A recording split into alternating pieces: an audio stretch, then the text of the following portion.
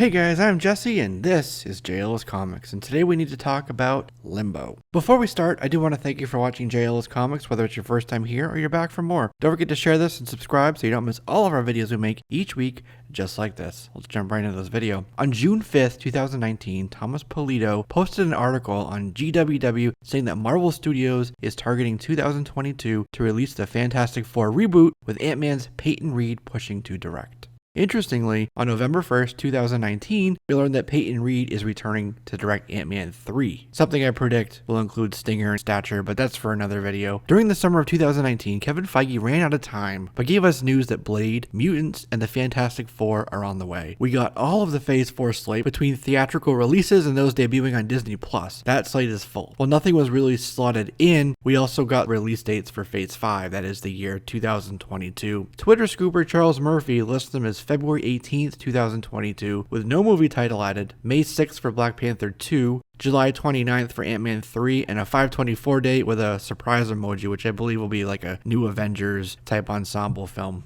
So that leaves the February 2022 date open for what's next. Michael Douglas said Ant-Man 3 will start filming January 2021, which would make it ready for the February 2022 release date. Perhaps Mr. Murphy has the July and the February dates switched. It would put this movie in a better slot and open up the summer for a huge blockbuster release. One thing people have been diving into are websites like BuzzFile and Trademarkia for trademark registrations and company filings for shell companies and production companies, to be specific. Fingerguns Productions LLC was recently registered, leading some to believe either Kate Bishop, although Haley Steinfeld recently said she doesn't have the role. From what I hear, it has to do with making sure her Apple TV Plus contract allows for it. There's delays with that. The other likely possibility is Deadpool. Fingerguns and Deadpool seems like a no-banger. Plus, Ryan Reynolds was recently at Marvel Studios for a meeting, as evidenced by his Instagram post. You can see it here. This would be the third Deadpool movie. And that's important, not the start of a new franchise. Pym Particles 3 was also discovered as a registered company, which sparked that Ant-Man 3 rumor. There was Pym Particles 1 and Pym Particles 2 for Ant-Man, and then Ant-Man and the Wasp. They'd only include the Roman numerals for a planned set of films, and that's important. The next one that was discovered is Limbo Productions 1 LLC. Based on the logic regarding Roman numerals that we use for Pym Particles, we can see that Limbo is also the start of a new franchise. On November 2nd, Charles Murphy tweeted a poll saying, "What is Limbo?" One of these is the correct answer, and interestingly, there were 4 options. Important number. Captain Britain, Deadpool 3, Fantastic Four, and Blade. He also said that the film was decided upon at the same time as already confirmed slated films, meaning Thor 4, Doctor Strange 2, and all of those. So that harkens back to those summer comments that Kevin Feige made up on stage. I don't think it's Deadpool, as it's previously been confirmed, and we've talked about this on the channel before, is that Deadpool will be under a separate banner, maintaining his R rating and periodically crossing over to PG-13 MCU proper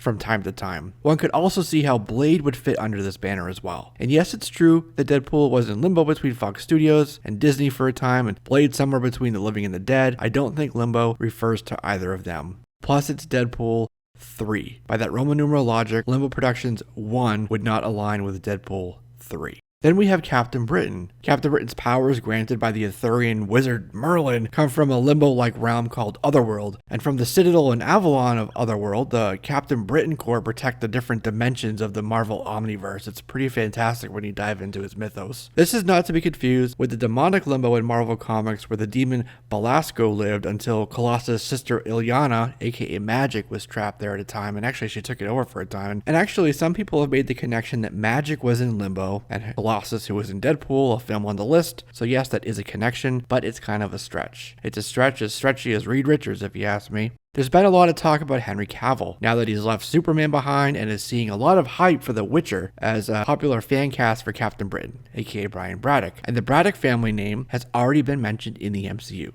So there's that. While he's an awesome choice, as is the X-Men team Excalibur and his sister Psylocke, I don't think he, and for that matter Deadpool and Blade, are the start of a major new franchise, and again, the Roman numeral logic doesn't make sense. And that leaves one film, Fantastic Four. It's a highly anticipated franchise. The name was dropped by Kevin Feige himself during the summer MCU Phase 4 announcements. There's been many scripts and treatments passed around since the Trank days, from Silver Surfer to Doctor Doom to Franklin and Valeria and the Fantastic Four themselves, even rumors of John Krasinski and Emily Blunt and others having met for the roles. It would be the start of a major new franchise, and a summer release would be the perfect kickoff for a blockbuster event.